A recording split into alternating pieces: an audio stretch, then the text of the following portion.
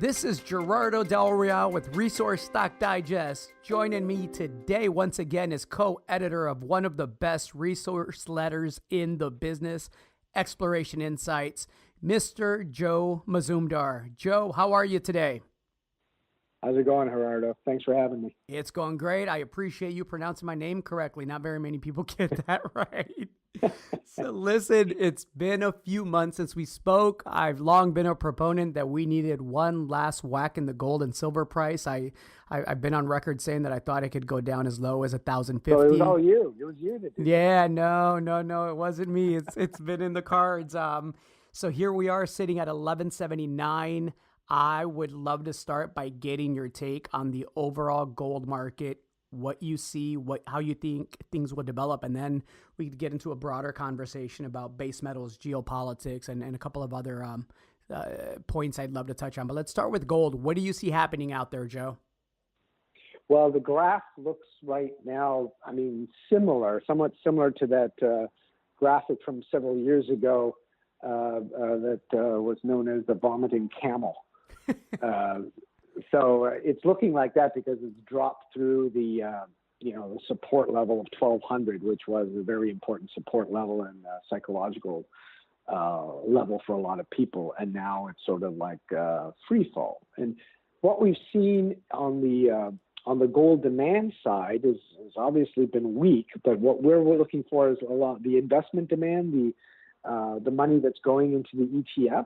And in the second quarter, it's been down by about a half year on year. And most of that's been driven not by the European funds, which are still positive, but outflows from the US-based funds. That's where a lot of it's going out. And what's driving that is moving money from gold into the equity markets and potentially bond markets, expecting higher interest rates, and basically leaving the sector. And we see it in the assets under management as well for the gold sector or the precious metal sector.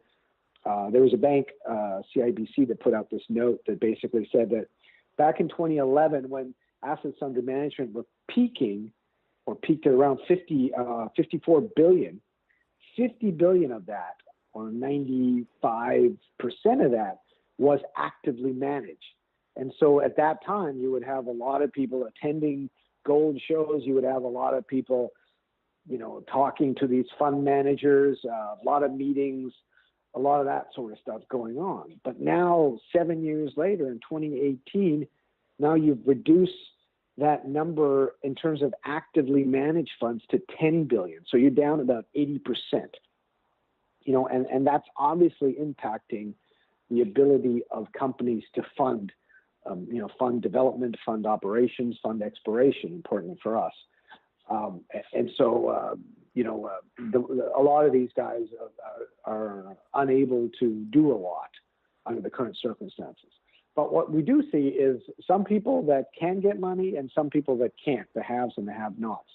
Just this morning, I woke up to look at the list of news this morning, and I saw about $93 million of proposed financing in the middle of summer, given where the gold price is, not only in gold, but we see in copper, cobalt, and one in lithium. So it's not as if there aren't people out there that'll help you fund it, but the makeup of those people is much different.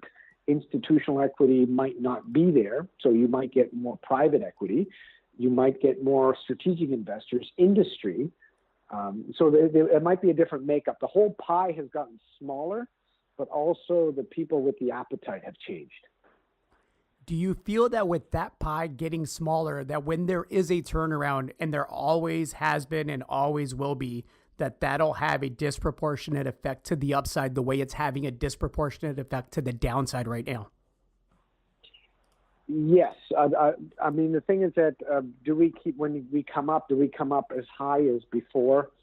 I don't know.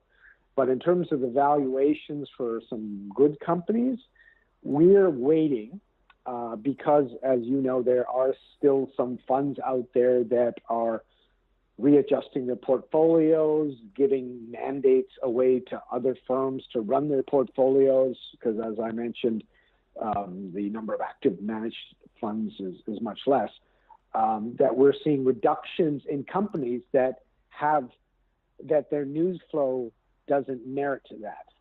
So what we're seeing is them using a liquidity event like the end of a quarter to basically dump shares.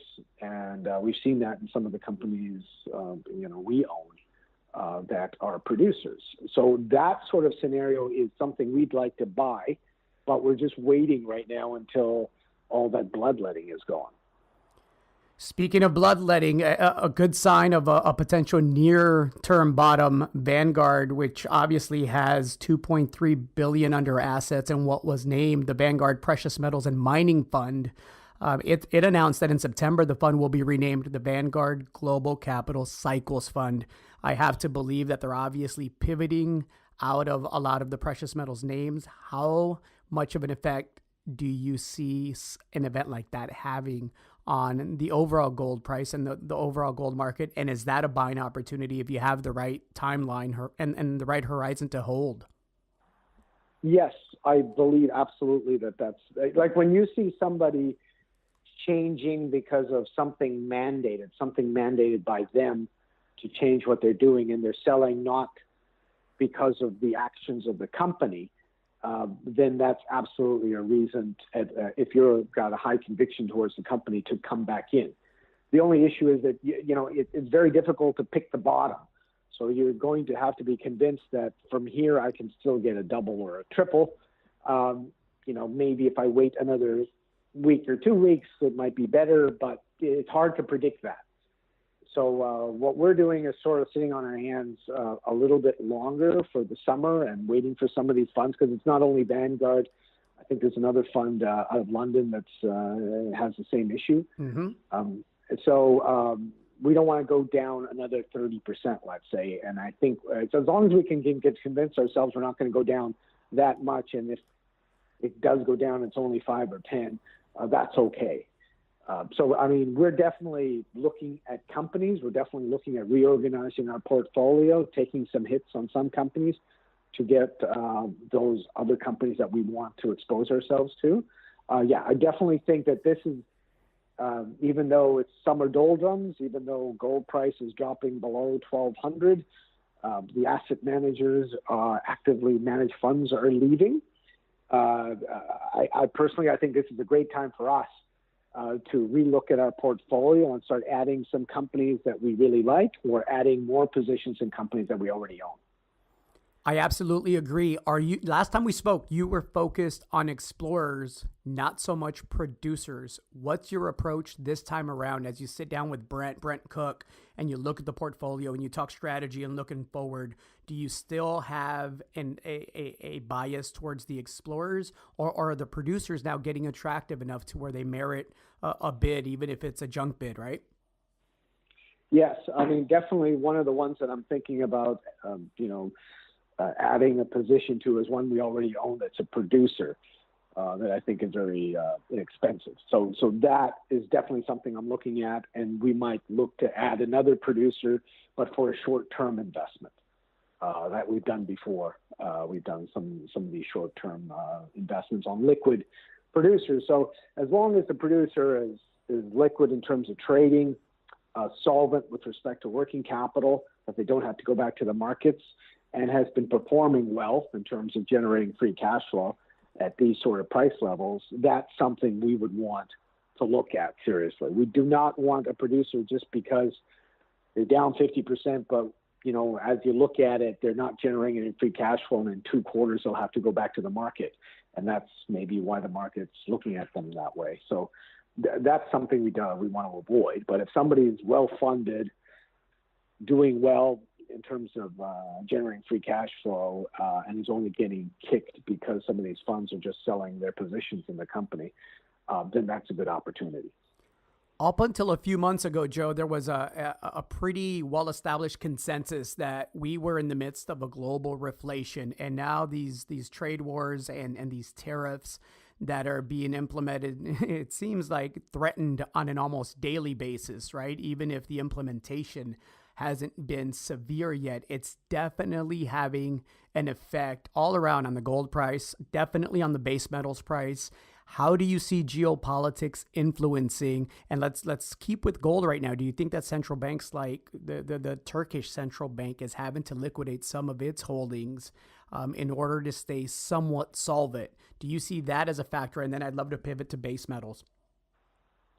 Yes, there's a whole bunch of things going on geopolitically, and it's hard to predict or keep everything in mind. I always think about gold as the last thing that comes out of the toothpaste after everything else has happened, and then the barometer is gold. So yes, there are impacts on but I mean with the U.S., they've obviously got some of the biggest gold reserves. And looking at their deficit, I mean, would the U.S. ever sell gold? And it never has. So I don't know if there's a big impetus to sell gold, or that might be their last resort for countries like Turkey, Kazakhstan, and even Russia. They've been actually net purchasers and drove positive net purchases in central bank activity in Q2. And so these countries are still buying. Even though I talk negatively about the ETFs, they're still net positive. They're not net negative yet. So that's a good thing. Right now, we're potentially at a cusp. We could go either way. We think that we might go the way that will be favorable to actually start accumulating stocks right now. Which means a lower gold price, which is kind of what I see. Would that be accurate, Joe? Yeah, I mean, the thing is that with exploration of and the companies we're looking at lower gold prices, it even makes more sense to do grassroots explorations to find assets that work in this gold price environment, because a lot of the brownfields exploration, which is near active mine sites, it has a higher probability of finding the same thing. Whereas if you could do more grassroots, you might be able to find a new deposit that actually works in the current gold price environment. And so, but we have seen, M&A, like despite the market, with the equities and the fund managers and the actively fund reductions in actively managed funds, we see industry picking up the pace in terms of, we saw like several M&A transactions or bids or discussions over the past several weeks. So the industry is still acting where investors are sitting on their hands. And so if we can pick some of these assets that the industry still wants because they, dealing with flat to declining production profiles, and the inability to potentially generate positive free cash flow under these commodity prices, if you can find an asset that's better than the ones you have, I think it's a great opportunity for industry to fill their coffers if they've got cash, if they've got a stronger share position than the junior that they're looking at acquiring, because some of these juniors, in terms of the position right now, may not have another choice. We're seeing like all cash bids, like copper gold at TMOC, an all cash bid for about $1.4 billion in this environment of declining copper and gold prices, because the industry knows that they have to find more, they have to produce more, and there's just not a lot of assets out there that make sense. That's really, in terms of grassroots exploration, what we're trying to do is get a hold of those companies with good management teams, with good programs that that have a higher probability of finding something that makes sense.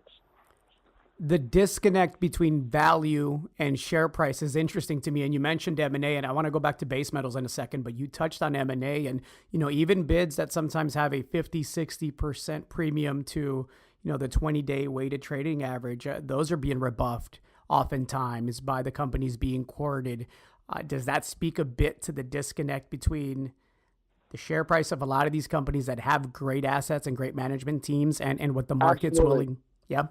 Absolutely. That's what we were talking about in the letter last week, is that M&A is a quick fix for the valuation gaps to get somebody up there. And whether the management team sees that as good bid because I don't want to build it, or a bid that doesn't take into account all my valuation.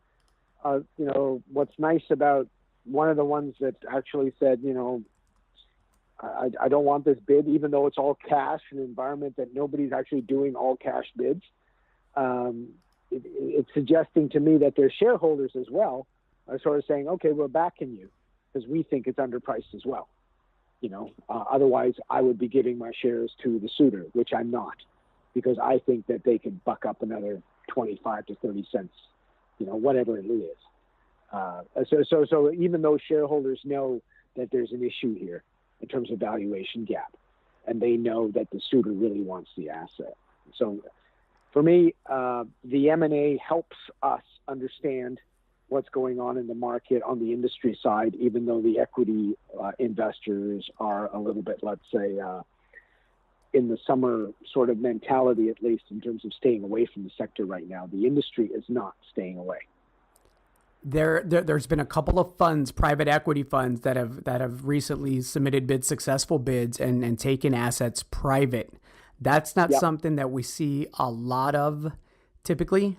It was interesting to me. It's supportive of, I think, both of our thesis that a lot of these companies, the share price is just completely out of whack with reality. Do you see a continuation of that? I mean, the bottom line, Joe, is that a lot of these producers, the balance sheet's trash and it's not getting better with this drop in the gold and silver price. And frankly, a lot of the potential suitors just aren't in a position to participate in accretive M&A. Do you see more private equity activity here in the third and fourth quarter? Yes. If the flow of money is going to private equity, and they have mandates and they have longer periods where the funds have to stay and longer investment horizons, they have an advantage over some of these other funds that might see redemptions within a year or so, or they hold the funds for much shorter periods. And it's more about a quarterly return as opposed to these guys that are looking for a big payday in 2 to 3 years when the market turns and they know that these other companies will need this asset.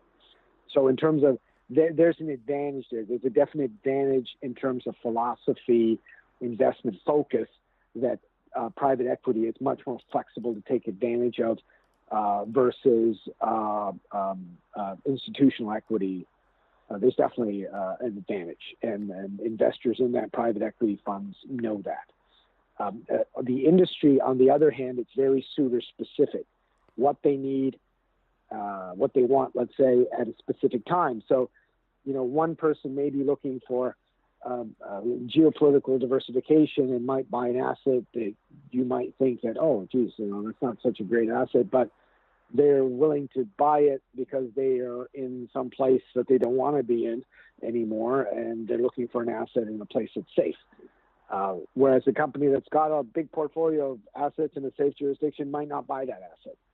So it's almost got the reverse a bit because of the paucity of assets that actually, are really tier one assets. Because of the paucity of those assets, we're more looking at the shopping list now of potential suitors that do very little exploration, and the only way to fill their pipelines is by acquisition, and seeing what they need or what they are looking for. Like we saw a Newmont take a stake 50% in Galore Creek. Mm-hmm. And a decent sized copper gold asset that's always been infrastructurally challenged. But, we also know that Newmont, had to give away Batuija, sold it. And so that dropped their copper and gold reserves. And also local opposition to the Conga project in Peru forced them to take their equity stake of that asset also off their reserves. And Galore is sitting there with reserves, and so that's something easy that they can add. So is there now a push by the industry to take infrastructurally challenged assets in safe geopolitical jurisdictions over those ones that potentially are high margin but in a more risky environment? Is that the way we're heading? Which is another question. Interesting. Interesting. Let's talk base metals. I think you covered M&A pretty well, and the approach there. Obviously, copper, lead, zinc. The past 60 days have been tough. The past 30 days, the sell off has accelerated. I absolutely believe in the demand drivers for copper and zinc, and I don't believe trade wars are sustainable. It doesn't mean that they don't escalate in the short term. But how do you feel about the trade wars as they stand now? Do you see an escalation there? And what's your take on the overall base metal space? And we could start with copper if you'd like. Well, I mean, in terms of the underlying for copper with, green energy, and that's the future, and a lot of it's being mandated by big economies like in China and the Eurozone. It's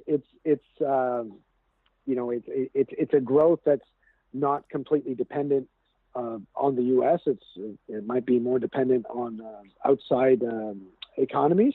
But as we know, trade is important. So where are these vehicles going to come from? Are they going to be exported? Is the demand going to be local? Free trade helps everything. And if we get to a point, and the sentiment currently is that, some of these markets will be closed, how much can anybody individually consume? Because still the U.S. consumer is the most important consumer in the world. And if you don't have access to that consumer, that hinders your ability to, grow production, because you might not have the kind of demand you want. So right now we're sort of at a precipice. Is it going to happen? Is it going to happen? How much, how severe could it be? We're seeing everybody trying to embed that risk in the valuations and the commodity prices, which are at historic lows compared to equities. I mean, equities meaning S&P 500. Right. I think like you. I think it's temporal, and there's no way that it could be a long term, because I just don't see the sanity in doing it. But I mean, the whole issue is, can we stay solvent as long as all this irrational behavior continues? Because that might last longer than we do. But I mean, it's hard to predict the politics. It's hard to, go from tweet to tweet with respect to trying to manage your portfolio, which is basically what a lot of people are doing. Well put. Well put. Joe, you and I haven't had the pleasure of arguing on Twitter yet, but I see that you now have a Twitter handle. Yeah. How can people get a hold of you? Well, the Twitter handle is pretty easy. It's just my name, Joe Mazumdar. And I don't post a lot of stuff related to the letter, but if there's something thematic that we're interested in, I post that. And also on my site visits. I was just in Mexico last week, so I posted a few photos from that visit. So yeah, I mean, I try to keep abreast. I'm still a little bit of a neophyte with Twitter, so you'll have to be patient with me on that one. And the website, www.explorationinsights.com, correct? Yes, sir. Yes, that's right. Perfect. Tough markets, Joe. Any parting words of advice for subscribers or potential subscribers, or frankly, just speculators that are dabbling in the space that maybe got in a year or two ago thinking we've hit a bottom in gold and gold juniors and we're going to make a fortune. And frankly, it just hasn't played out that way yet. Any advice there? Well, I'm taking that advice as well. So for me, it's basically, I mean, you have to have a conviction on the company with respect to assets management, what they're trying to do. And if you really believe in that company, I think given the current market, it might be time to double down on that conviction. Thank you so much, Joe. Anything else you'd like to add? Anything I didn't cover? No, I think we're good. I like it. Thanks again. I look forward to having you back on in a couple of months, and we'll see if gold's back up above 1,200 or near my 1,050 call, which hopefully we just get it done and out of the way. Well, yeah. I mean, your 1,050 would be close to the 1,060 we hit the last time we experienced the vomiting camel. You got it. And that's the kind of my thesis. We got to break down before we can break out. Let's see if we can get each to happen in succession. All right, then, sir. We'll talk to you later. Thank you, Joe.